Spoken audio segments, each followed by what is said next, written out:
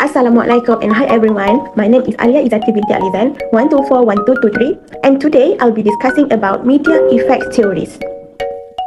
So guys, in this presentation, I'll be focusing on three key theories, which is first, hypodermic needle theory, second is two-step flow theory, and the last one is selective exposure theory. So, all of these three theories explain how media influences audiences, starting from a time when people were seen as passive receivers of information, all the way to a modern view where audiences actively make their own media choices. The bottom line is so simple. Media doesn't just inform us, indeed, it shapes how we think, how we feel, and how we act. So think of this presentation as the evolution of influence from injection to persuasion to selection. So now, let's look at an overview of the key media effects theories.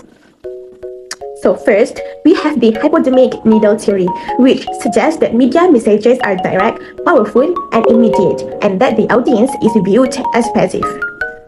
Next is the two-step flow theory, where media influence does not act alone, but flows through opinion leaders, making the audience more socially connected. And lastly, we have the selective exposure theory, which argues that individuals actively choose media that aligns with their beliefs, meaning the audience is selective, not helpless. Overall, we can see a clear strategic shift, which is from control to connection and to choice. So first thing first, we're gonna start with the hypodermic needle theory. This theory was developed in the early 20th century, around the 1920s to 1940s, when mass media such as newspaper, radio, and film were still new and extremely powerful. At that time, society had just experienced World War I propaganda, where political messaging was used to mobilize citizens quickly and effectively. This is because media choices were limited, public media literacy was low, and audiences consumed the same messages simultaneously. And scholars believed that media had direct control over people's minds. And back then, media wasn't optional, it was simply the loudest voice in the room. The main idea of this theory is that media messages are injected directly into the audience's mind. It assumes that audiences are passive, that everyone reacts in the same way, and that there is no room for personal experience, social influence, or critical thinking. Media, in this view, is seen as extremely powerful, even dangerous, and capable of shaping attitudes instantly. In short, it's just like one message, one reaction, zero resistance. So now, let's move on to the two-step flow theory. This theory was introduced in the 1940s to 1950s based on Paul Lazarsford's studies during US presidential elections. Researchers initially expected media to directly change voters' opinions. However, the findings were surprising. What was actually happened? Actually, they discovered that media influence was not direct and that people tended to trust other people more than the media itself. So, this discovery shifted the narrative from mass influence to social influence. In other words, the crowd doesn't follow the headline, but it follows the human. The main concept of this theory is that media messages first reach opinion leaders. These opinion leaders are usually more informed, consume more media, and are respected within their communities. They interpret and filter media messages before passing them on to others. So, influence flows in two steps. First from media to opinion leaders, and then from opinion leaders to the public.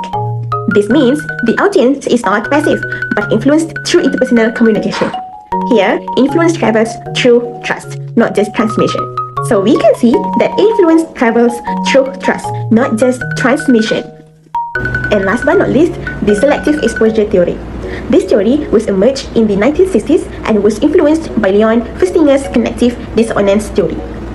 Scholars noticed that people experienced psychological discomfort when exposed to opposing views. As media choices increased, audiences began filtering information and avoiding messages that conflicted with their beliefs. So, when media multiplied, choice became power. So, what is the main concept? According to this theory, people actively select media that confirms their existing beliefs and reinforces their values and attitudes. At the same time, they avoid content that challenges their worldview or creates discomfort and doubt. And the audience is therefore active, selective, and goal-oriented. Media effects also become limited because exposure itself is biased. Simply put, we don't always look for truth, but we look for comfort. And finally, to conclude, each of these theories reflects the media environment of its own era. And we can clearly see that the evolution of audience perception, from the passive audience in the hypodynamic needle theory, to the social audience in the two-step flow theory, and finally to the active audience in the selective exposure theory. And in today's digital world, influencers reflect the two-step flow model, while algorithms and echo chambers mirror selective exposure. In short, old theories, new platforms, same game, higher stakes. That's all from me. Thank you.